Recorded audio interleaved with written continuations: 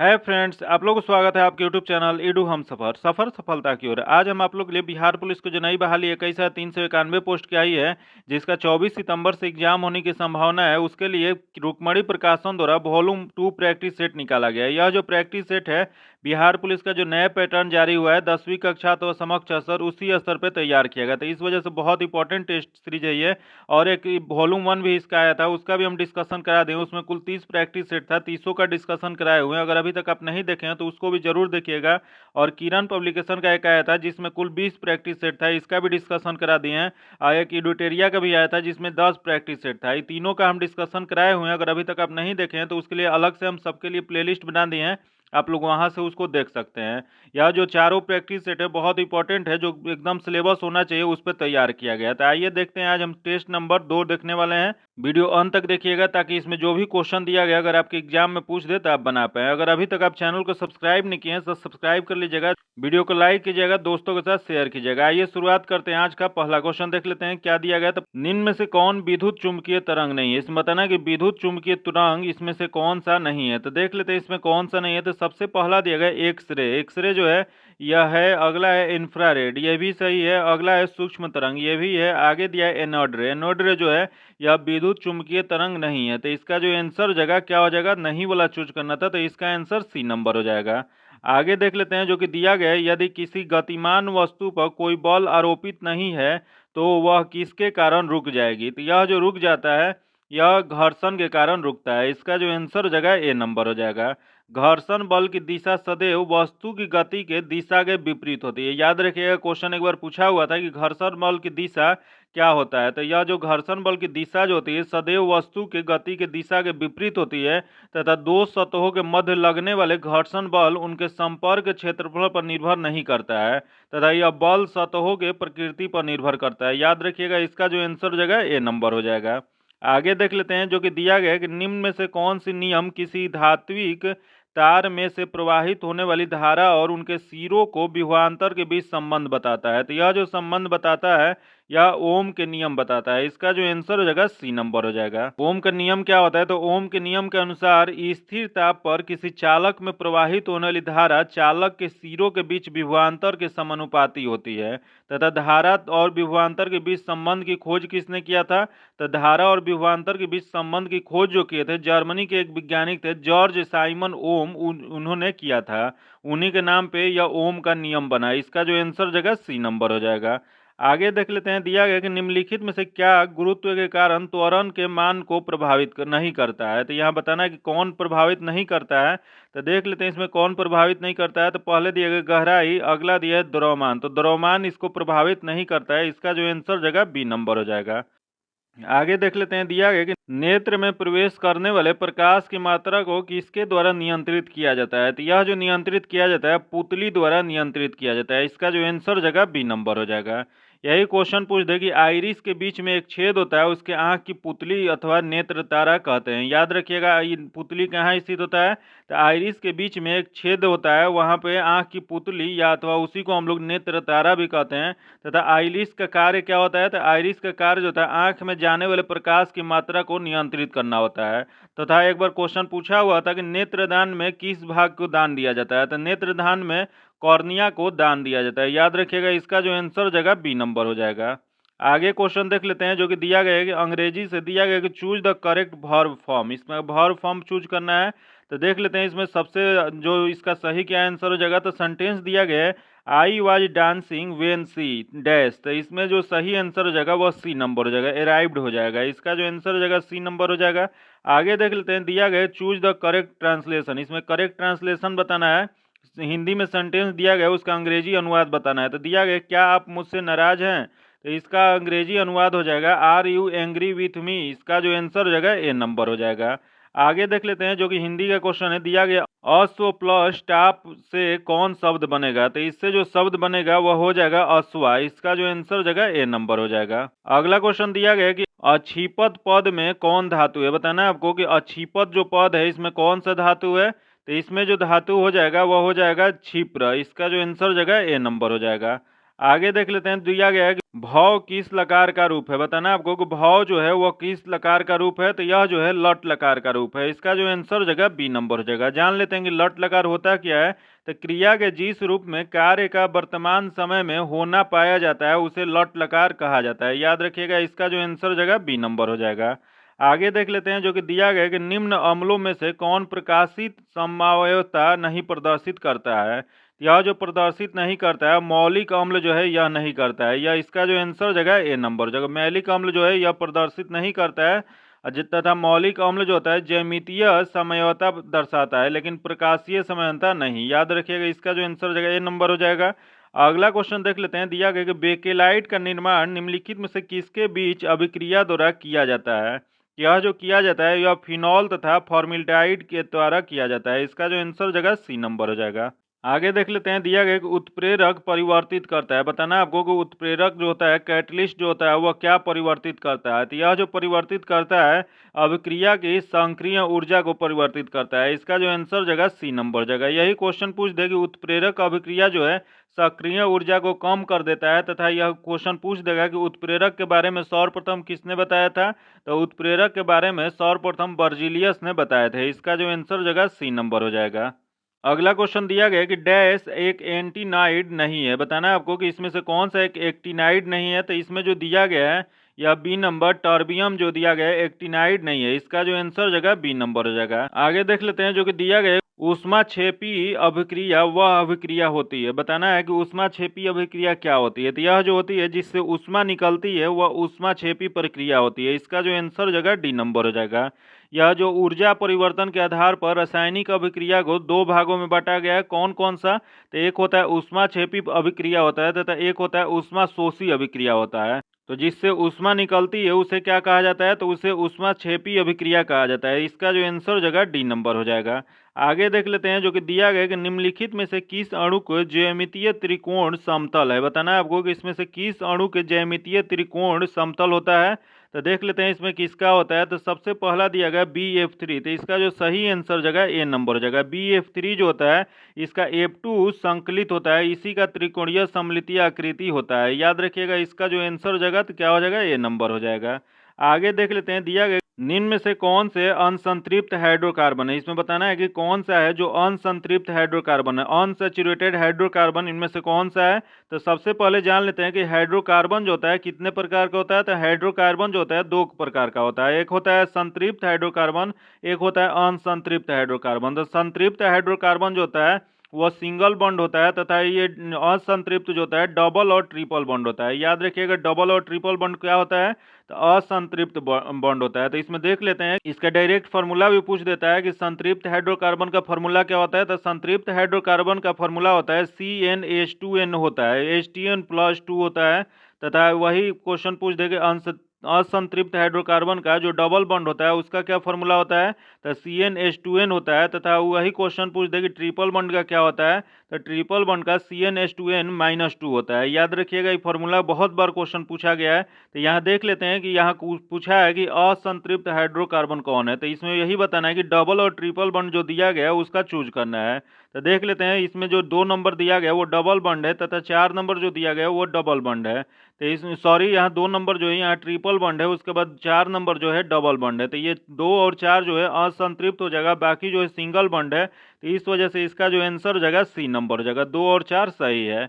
आगे देख लेते हैं, दिया गया कि कौन से गुप्त गैस के नाम से जानी जाती है। बताना है आपको कि गुप्त गैस के नाम से किसे जाना जाता है। तो यह जो जाना जाता है Kr को जाना जाता है। गुप्त गैस के नाम से Kr को आंसर जो हो जाएगा डी नंबर हो जाएगा। जो कि यह क्या होता है, तो इसी को हम लोग क्रिप्टॉन गैस के नाम से भी जानते हैं। याद रखिएगा, इसका जो आंसर हो जाएगा डी नंबर हो जाएगा। आगे देख लेते हैं, दिया गया कि परमाणु संख्या 56 वाला तत्व किस ब्लॉक से संबंधित है। बताना है आपको कि परमाणु संख्या जो 56 वाला तत्व जो है किस ब्लॉक में पाया जाता है। यह जो पाया जाता है ब्लॉक एस में पाया जाता है। इसका जो आंसर जगह बी नंबर हो जाएगा। यही क्वेश्चन पूछ दे कि परमाणु संख्या 56 किसका होता है। तो यह जो होता है बेरिलियम का परमाणु संख्या 56 होता है, जो कि किस ग्रुप में पाया जाता है, तो एस ब्लॉक में पाया जाता है। आगे देख लेते हैं, जो कि दिया गया निम्न में से किसका प्रशांतक रूप में उपयोग किया जाता है। बताना आपको कि किसका प्रशांतक के रूप में प्रयोग किया जाता है। तो यह जो प्रयोग किया जाता है इक्वेलिन का प्रयोग किया जाता है। इसका जो आंसर जगह डी नंबर हो जाएगा। आगे देख लेते हैं जो कि दिया गया कि जैव प्रौद्योगिकी द्वारा कैंसर के इलाज के लिए उत्पन्न की गई औषधि है। यह जो उत्पन्न की गई ये औषधि जो है इंटरफेरॉल है। इसका जो आंसर हो जाएगा डी नंबर हो जाएगा। अगला क्वेश्चन देख लेते हैं। दिया गया कि बार बार कॉपी के साथ तेज बुखार होना किस रोग का लक्षण है। तो यह जो लक्षण है मलेरिया रोग का लक्षण है। इसका जो आंसर जगह ए नंबर हो जाएगा। यही क्वेश्चन पूछते कि मलेरिया किसके कारण होता है। तो यह जो होता है प्लाज्मोडियम नामक प्रोटोजुआ के कारण होता है, जो कि मलेरिया परजीवी की खोज किसने किया था। तो यह जो किए थे यह ए लेबेरॉल ने किए थे। तथा यही क्वेश्चन पूछ दे कि मैक्चुलॉच ने 1827 में सर्वप्रथम मलेरिया शब्द का प्रयोग किए थे। यही क्वेश्चन पूछ दे कि रोनाल्ड रॉस 1887 मलेरिया परजीवी द्वारा मलेरिया नाम की होने की पुष्टि तथा मादा एनफ्लीज मच्छर की इसका वाहक बताए थे। याद रखिएगा ये सब क्वेश्चन इंपॉर्टेंट है। इसका जो आंसर जगह ए नंबर हो जाएगा। अगला क्वेश्चन देख लेते हैं। केकड़े प्रजाति के अंतर्गत आते हैं। बताना है कि केकड़ा जो होता है वो किस प्रजाति के अंतर्गत आता है। तो यह जो आता है आर्थ्रोपोडा संघ के अंतर्गत आता है। इसका जो आंसर जगह सी नंबर हो जाएगा। यह जो आर्थ्रोपोडा संघ के जंतु में पाद संधि युक्त होते हैं तथा इनकी देह गुहा जो होती है हीमोसील कहलाती है। याद रखिएगा। तथा इसमें खुले प्रकार की परिसंचरण तंत्र पाया जाता है। अगला क्वेश्चन देख लेते हैं। दिया गया कि एक्स ओ क्रोमोसोम असामान्यता है। बताना है आपको कि एक्स ओ क्रोमोसोम असामान्यता क्या होता है। तो यह जो होता है यह टर्नल सिंड्रोम होता है। इसका जो आंसर जगह बी नंबर हो जाएगा। इसे और किस नाम से जानते हैं। तो टर्नल सिंड्रोम जो होता है मोनोसोमिक डिसऑर्डर होता है। याद रखिएगा। तथा इसमें लिंग गुणसूत्र जो होता है इसकी संख्या जो होती है एक की कमी आती है। तथा अर्थात इसमें क्या हो जाता है तो 45 गुणसूत्र हो जाता है। इसमें क्या होता है तो 44 ए हो जाता है तथा एक ओ एक बन जाता है। इसी को क्या कहा जाता है तो इसे टर्नल सिंड्रोम कहा जाता है। अगला क्वेश्चन देख लेते हैं। दिया गया कि वयस्क मानव इरिथ्रोसाइट में रहता है। बताना आपको कि वयस्क मानव जो इरिथ्रोसाइट में रहता है। तो यह जो रहता है कहाँ। तो यह जो रहता है न तो डीएनए में न ही आरएनए में रहता है। इसका जो आंसर हो जाएगा बी नंबर हो जाएगा। यह वयस्क मानव में इरेथ्रोसाइट क्या होता है। तो यह जो होता है यह उभय यावतल होता है, जो कि यह केंद्रक नहीं पाया जाता है। तथा यही क्वेश्चन पूछ दे कि कौन सा जानवर है जिसके आरबीसी में केंद्रक पाया जाता है। तो यह जो है ऊंट और लामा जो है जिसके आरबीसी में केंद्रक पाया जाता है। तथा इसका निर्माण कहाँ होता है। तो इसका निर्माण जो होता है अस्थि माजा में होता है। तथा यही क्वेश्चन पूछ दे कि भ्रूणीय अवस्था में इसका निर्माण कहाँ होता है। तो यह जो होता है या प्लीहा या यकृत में होता है। याद रखिएगा। इसका जो आंसर हो जाएगा बी नंबर हो जाएगा। अगला क्वेश्चन देख लेते हैं जो कि दिया गया कौन सी कवक डबल रोटी ब्रेड बनाने में प्रयोग किया जाता है। तो यह जो किया जाता है ईस्ट का प्रयोग किया जाता है। इसका जो आंसर हो जाएगा बी नंबर हो जाएगा। अगला क्वेश्चन देख लेते हैं। दिया गया कि ट्यूबरकुलोसिस के विरुद्ध मुख्यतः कौन सी वैक्सीन का प्रयोग किया जाता है। तो यह जो प्रयोग किया जाता है बीसीजी के टीका का प्रयोग किया जाता है। इसका जो आंसर हो जाएगा ए नंबर हो जाएगा। आगे क्वेश्चन देख लेते हैं। दिया गया है कि जनन नियंत्रण गोलियों के बारे में कौन से कथन सही है। बताना है आपको कि जनन नियंत्रण गोलियां के बारे में इनमें से कौन सा कथन सही दिया गया है। तो यह जो सी नंबर है इसका सही दिया गया। इसमें एस्ट्रोजन और प्रोस्टेरोन के व्युत्पन्नों का मिश्रण होता है। इसका जो आंसर जगह सी नंबर हो जाएगा। यही क्वेश्चन पूछ दे कि यहाँ एस्ट्रोजेन है। एस्ट्रोजेन क्या होता है। यह एस्ट्रोजेन और प्रोजेस्टेरोन जो होता है महिला सेक्स हार्मोन होता है, जो कि टेस्टोस्टेरोन जो होता है पुरुष सेक्स हार्मोन होता है। याद रखिएगा ये क्वेश्चन पूछा गया है कौन सा हार्मोन किसका होता है।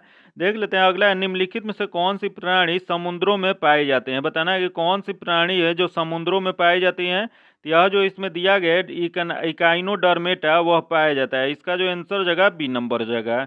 यह इकाइनोडर्मेटा जंतुओं का सबसे बड़ा फाइलम है। याद रखिएगा क्वेश्चन ये भी पूछा गया है कि जंतुओं का सबसे बड़ा फाइलम कौन सा होता है। तो यह जो होता है इकाइनोडर्मेटा होता है। आगे देख लेते हैं। दिया गया कि विटामिन जो एस्ट्रॉयड है। बताना है आपको कि विटामिन इसमें कौन सा है जो एस्ट्रॉयड है। तो इसमें जो विटामिन डी जो है एस्ट्रॉयड है। इसका जो आंसर जगह डी नंबर हो जाएगा।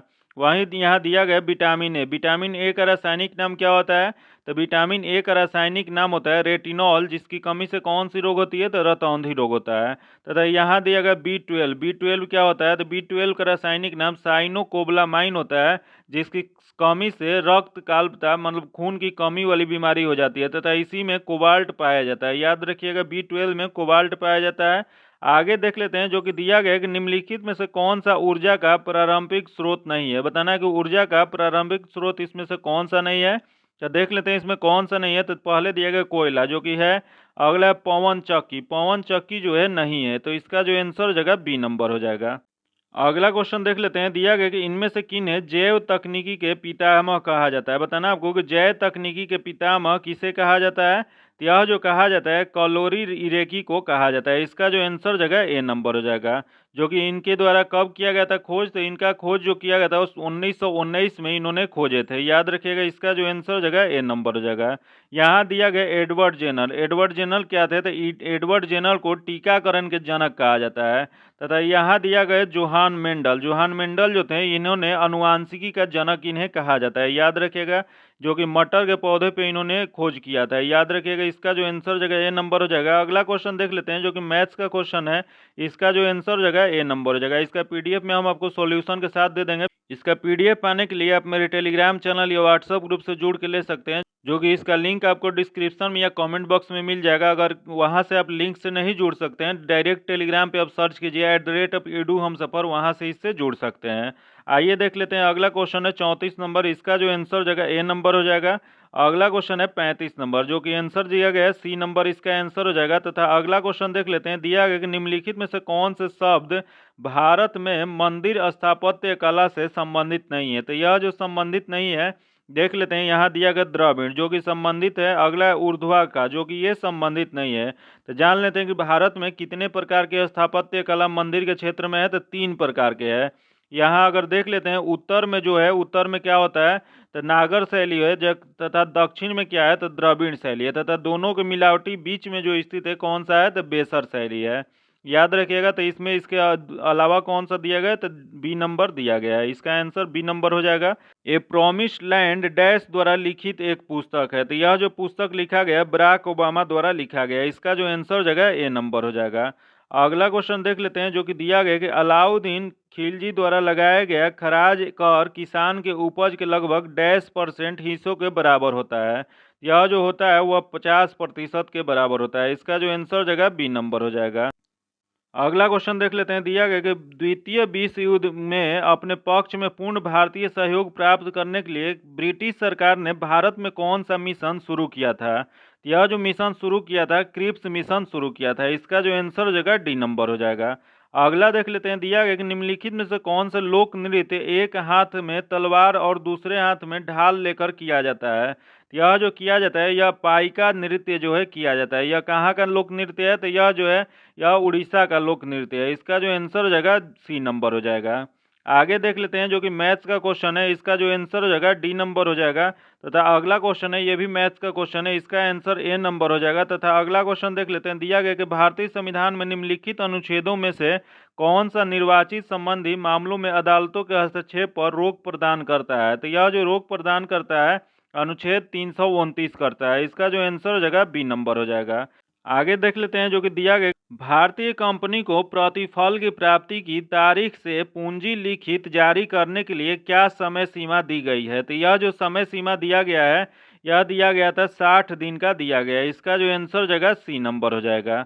अगला क्वेश्चन दिया गया है कि भारतीय संविधान का अनुच्छेद 26 द्वारा निम्नलिखित में से कौन से अधिकार की गारंटी दी जाती है। तो यह जो गारंटी दिया जाता है धार्मिक और धार्मिक उद्देश्य के लिए संस्थानों की स्थापना और रख रखाव करने का अधिकार दिया जाता है। इसका जो आंसर हो जाएगा सी नंबर हो जाएगा। आगे देख लेते हैं, जो कि दिया गया है कि एक मंत्री के अलावा संसद के किसी भी सदस्य द्वारा पेश किए गए एक विधेयक का क्या कहा जाता है। यह जो पेश किया जाता है उसे कहा जाता है निजी विधेयक कहा जाता है। इसका जो आंसर हो जाएगा बी नंबर हो जाएगा। यह निजी विधेयक जो है, इसको पेश करने के लिए 1 माह का नोटिस होना चाहिए। तथा यह किस दिन पेश किया जाता है, तो यह सिर्फ शुक्रवार को ही पेश किया जाता है। आगे देख लेते हैं। दिया गया कि राष्ट्रीय मानवाधिकार आयोग के प्रथम अध्यक्ष कौन थे। बताना आपको कि राष्ट्रीय मानवाधिकार जो है इसके प्रथम अध्यक्ष कौन बने थे। तो इसके प्रथम अध्यक्ष जो बने थे न्यायमूर्ति रंगनाथ मिश्रा बने थे। इसका जो आंसर जगह बी नंबर हो जाएगा।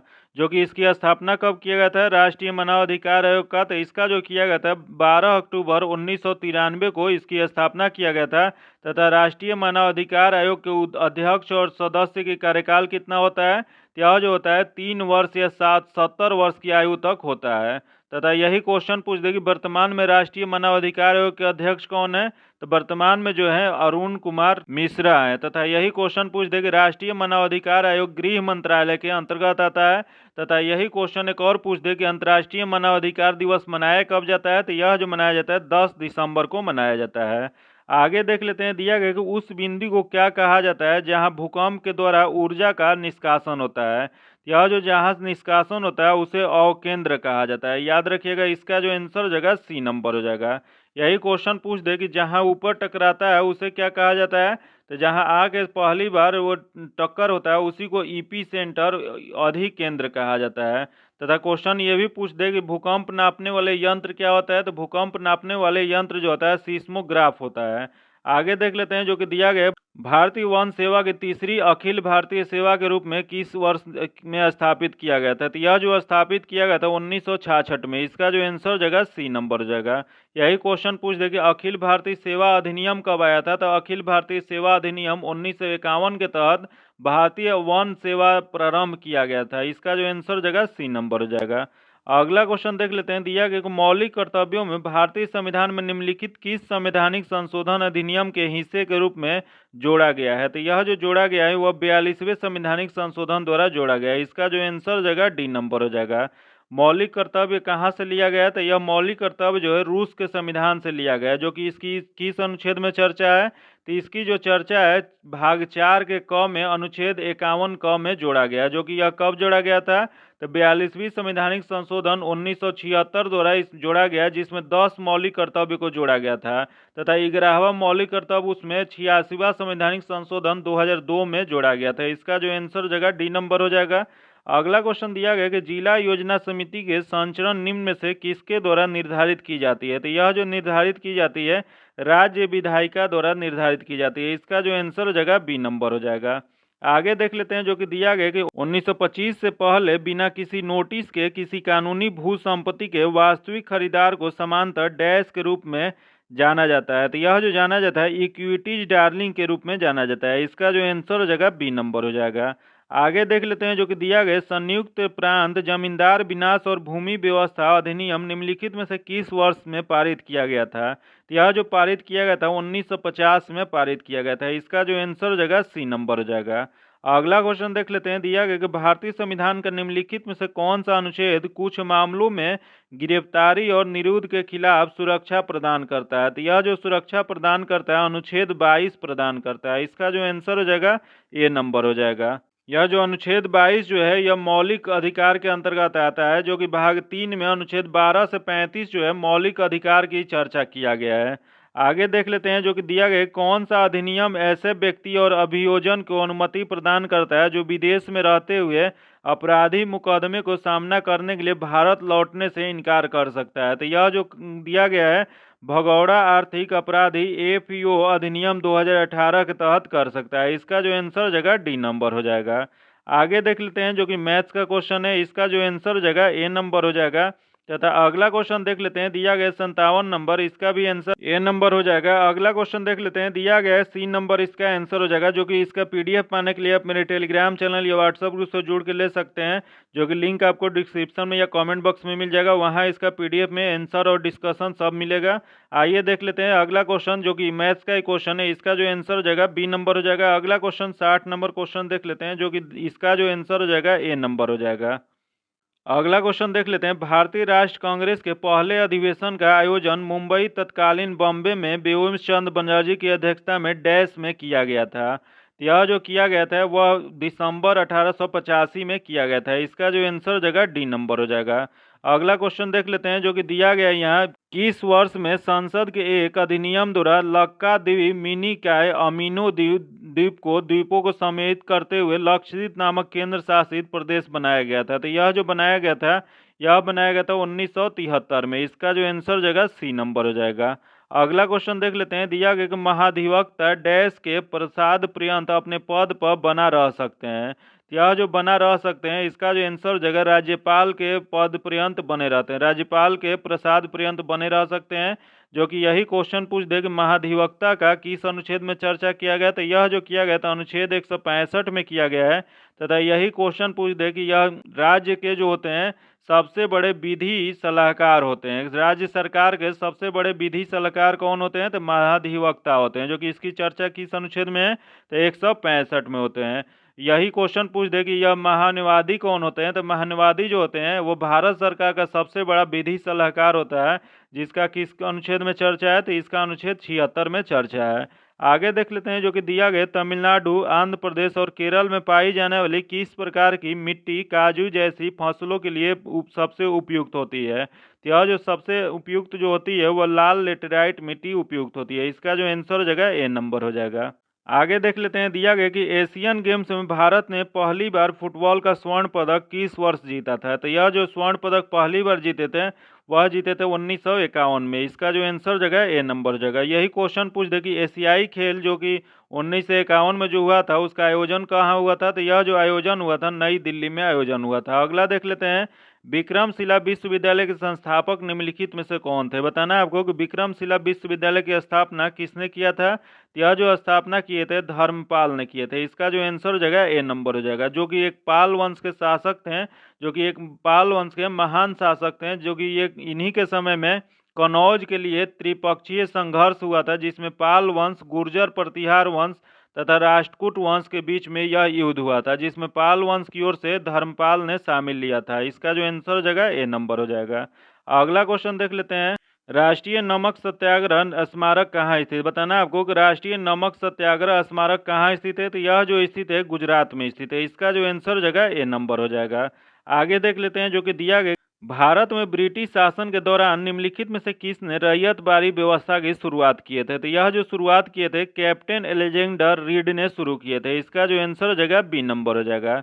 लेकिन वही जो इसको लागू किसने किया था, तो रैयतबारी व्यवस्था को लागू करने वाला थॉमस मुनरो था, जो कि 1820 में मद्रास में रैयतबारी व्यवस्था की शुरुआत किया था। तथा रैयतबारी व्यवस्था की सिफारिश सबसे पहले चार्ल्स रीड ने किए थे, तथा कैप्टन रीड तथा थॉमस मुनरो द्वारा यह प्रत्येक पंजीकृत किसान को भूमि की स्वामी माना गया था। याद रखिएगा, इसका जो आंसर हो जाएगा बी नंबर हो जाएगा।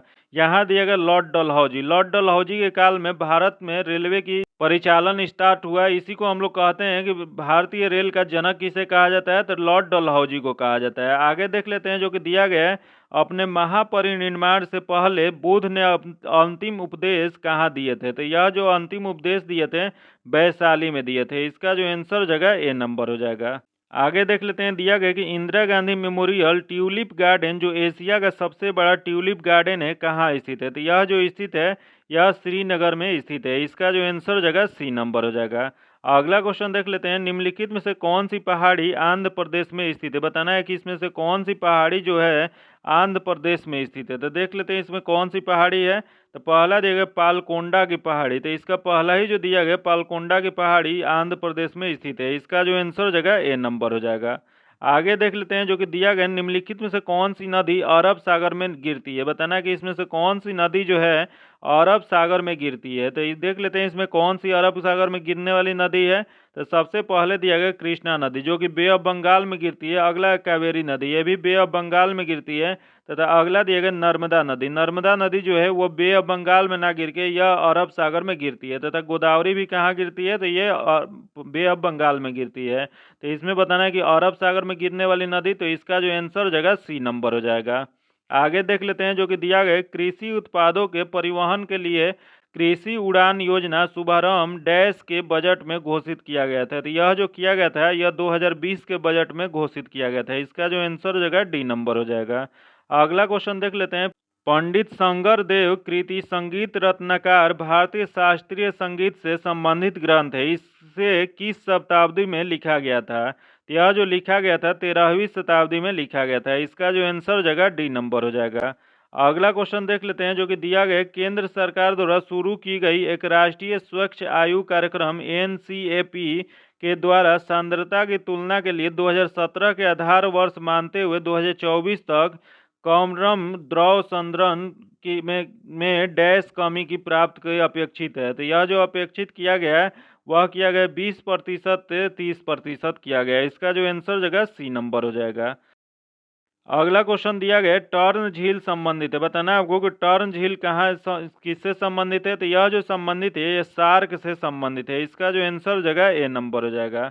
आगे देख लेते हैं जो कि दिया गया निम्न में से किसे महात्मा गांधी ने ढहते हुए बैंक पर आहरित उत्तर दिनांक चेक कहा था। तो यह जो कहे थे क्रिप्स मिशन को कहे थे। इसका जो आंसर जगह सी नंबर हो जाएगा। यह जो क्रिप्स मिशन था, क्रिप्स मिशन को विंस्टन चर्चिल ने 11 मार्च 1942 को क्रिप्स मिशन की घोषणा की है, जो कि 23 मार्च 1942 को क्रिप्स मिशन जो है भारत पहुंचा था। याद रखिएगा, इसका जो आंसर जगह सी नंबर हो जाएगा।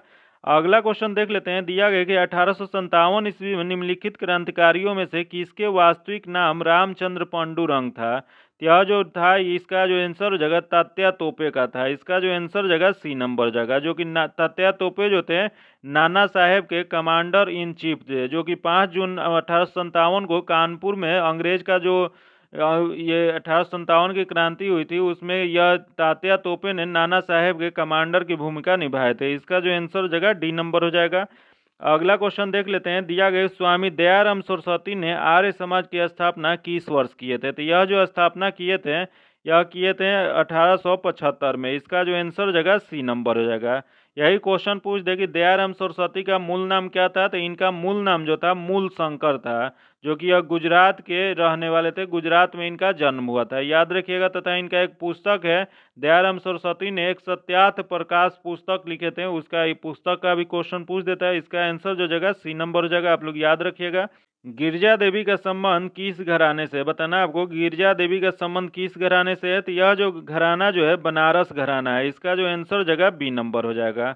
अगला क्वेश्चन देख लेते हैं। माधव निदान पुस्तक संबंधित है, बताना है कि माधव निदान पुस्तक जो है किससे संबंधित है। तो यह जो संबंधित है वो रोग विज्ञान से संबंधित है। इसका जो आंसर जगह ए नंबर हो जाएगा। अगला क्वेश्चन देख लेते हैं। दिया गया है 2011 में किस नए राज्य या देश की स्थापना किया गया था। तो बताना है आपको कि 2011 में नया देश कौन सा बना था। तो यह जो नया देश बना था दक्षिणी सूडान बना था। इसका जो आंसर जगह डी नंबर हो जाएगा। जो कि क्रम से कौन सा देश था, तो क्रम से यह 196वां देश था, तथा संयुक्त राष्ट्र में यह 193वां देश शामिल होने वाला था। याद रखिएगा, इसका जो आंसर जगह डी नंबर हो जाएगा। अगला क्वेश्चन देख लेते हैं। वर्ष 2023 में इसरो द्वारा चंद्रमा पर अपना तीसरा मिशन चंद्रयान-3 किस रॉकेट से लॉन्च किया गया है। तो यह जो लॉन्च किया गया है LVM-3 M4 से लॉन्च किया गया है। इसका जो आंसर जगह बी नंबर हो जाएगा। यही क्वेश्चन पूछ देगा कि चंद्रयान-3 कहाँ से यह अंतरिक्ष के लिए लॉन्च किया गया था। तो यह जो किया गया था श्रीहरिकोटा के सतीश धवन अंतरिक्ष केंद्र से यह लॉन्च किया गया था। जो कि इसके लैंडर का क्या नाम था। तो इसका लैंडर का नाम विक्रम था, तथा रोवर का नाम क्या था, तो प्रज्ञा था। याद रखिएगा। तथा इस मिशन का थीम क्या था। तो इस मिशन का थीम था साइंस ऑफ द मून। अगला क्वेश्चन देख लेते हैं। दिया गया कि जून 2023 में जर्मन बुक ट्रेड के शांति पुरस्कार हेतु किसे चुना गया है। तो यह जो चुना गया है, यह सलमान रशीद को चुना गया है। इसका जो आंसर जगह बी नंबर हो जाएगा।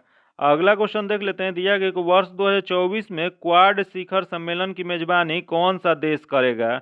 यह जो क्वाड का बैठक जो यह किया जा रहा है, यह किया जा रहा है भारत में। इसका जो आंसर जगह ए नंबर हो जाएगा। यही क्वेश्चन पूछ दे कि 2023 में यह कहाँ किया गया। तो 2023 में जो किया गया था यह हिरोशिमा में किया गया था। और 24 में कहाँ किया जाएगा। तो यह 24 में भारत में किया जाएगा। यही क्वेश्चन पूछ दे कि क्वाड देशों में कुल कितने देश शामिल है। तो क्वाड देशों की कुल 4 देश शामिल है। याद रखिएगा, जो कि कौन कौन सा है। यह जो शामिल है भारत, जापान, ऑस्ट्रेलिया और अमेरिका है। जो कि यह इसकी स्थापना कब किया गया था। तो इसकी स्थापना 2017 में किया गया था। आगे देख लेते हैं। जो कि दिया गया है कि अमृत भारत स्टेशन योजना ABSS का शुभारंभ कितने रेलवे स्टेशनों को पुनर्जीवन के साथ किया गया है। तो यह जो किया गया है, यह 13 रेलवे स्टेशन को पुनर्जीवन के साथ किया गया है। इसका जो आंसर जगह सी नंबर हो जाएगा। अगला क्वेश्चन देख लेते हैं। दिया गया कि T20 अंतर्राष्ट्रीय क्रिकेट के सबसे तेज 100 छक्के लगाने वाले भारतीय बल्लेबाज कौन बन गए हैं। तो भारतीय बल्लेबाज बने हैं जो सूर्य कुमार यादव बन गए हैं। इसका जो आंसर जगह ए नंबर हो जाएगा। यही क्वेश्चन पूछ दे कि पूरे विश्व में कौन है। तो सबसे विश्व में सबसे तेज 100 छक्के लगाने वाले जो हैं एविन लुइस हैं। याद रखिएगा, यहाँ जो दिया गया भारत के बारे में दिया गया, तो भारत के सूर्य कुमार यादव हो जाएंगे।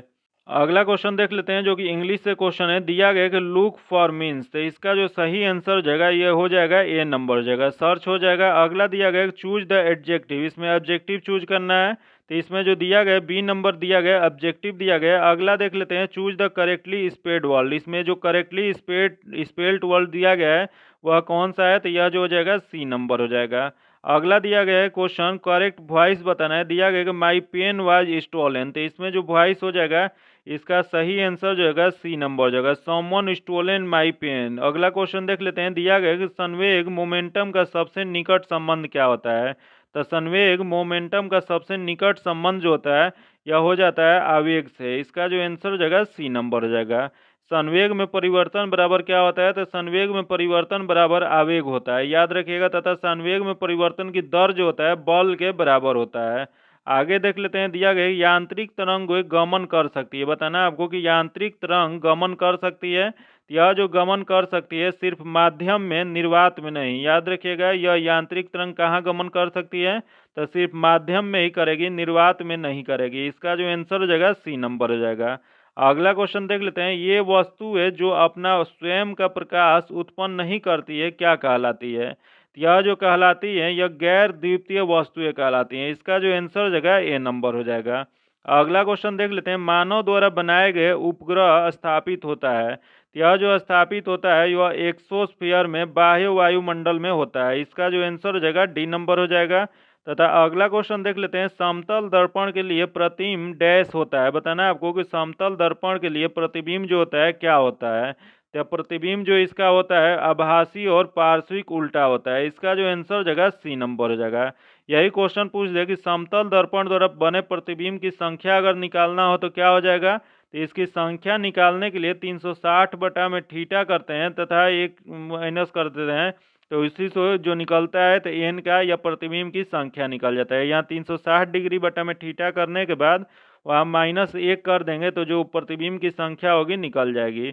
तो यही क्वेश्चन पूछ दे कि समतल दर्पण में वस्तु का पूर्ण प्रतिबिंब देखने के लिए दर्पण की लंबाई वस्तु की लंबाई से आधी होना चाहिए, याद रखिएगा। तथा अगला क्वेश्चन देख लेते हैं। दिया गया है हितोपदेश कैसा ग्रंथ है, तो यह जो ग्रंथ है यह बाल कथा है। इसका जो आंसर हो जाएगा बी नंबर हो जाएगा। अगला क्वेश्चन दिया गया कि जनमत की प्रवाची बताएं, बताना है आपको कि जनमत जो शब्द है उसकी प्रवाची क्या होता है, तो इसकी प्रवाची जो होता है जन विचार होता है। इसका जो आंसर हो जाएगा बी नंबर हो जाएगा। अगला क्वेश्चन देख लेते हैं। कुंज की समानार्थी शब्द क्या होता है, बताना है आपको कुंज जो शब्द है इसका समानार्थी शब्द क्या हो जाएगा, तो इसका समानार्थी शब्द जो हो जाएगा झाड़ी हो जाएगा। इसका जो आंसर हो जाएगा सी नंबर हो जाएगा। अगला क्वेश्चन देख लेते हैं जो कि दिया गया है स्वागत का संधि विच्छेद है, बताना है आपको कि स्वागत का संधि विच्छेद क्या हो जाएगा, तो इसका जो संधि विच्छेद जो हो जाएगा सु प्लस आगत हो जाएगा। इसका जो आंसर हो जाएगा डी नंबर हो जाएगा। यह स्वागत कौन सा संधि है, तो यह जो संधि है यर्ण संधि है, याद रखिएगा। तो आज इतना ही रखते हैं। इसका पीडीएफ पाने के लिए आप मेरे टेलीग्राम चैनल या व्हाट्सएप ग्रुप से जुड़ के ले सकते हैं, जो कि आपको लिंक डिस्क्रिप्शन में या कमेंट बॉक्स में मिल जाएगा। अगर वहां से आप टेलीग्राम से नहीं जुड़ पाते हैं तो डायरेक्ट आप ईडू हम सफर सर्च कीजिए, वहां से आप टेलीग्राम पे उसके बाद वहां से जुड़ सकते हैं। अगर अभी तक आप वीडियो को लाइक नहीं किए हैं तो लाइक कर दीजिएगा, और चैनल को सब्सक्राइब नहीं किए हैं तो सब्सक्राइब कर लीजिएगा, ताकि जब भी वीडियो डालें तो आपको नोटिफिकेशन प्राप्त हो। और चैनल को ज़्यादा से ज़्यादा शेयर कीजिए ताकि ज़्यादा से लोगों को इससे फ़ायदा पहुँचे। फिर मिलते हैं आपसे अगले वीडियो में, तब तक के लिए धन्यवाद। जय हिंद।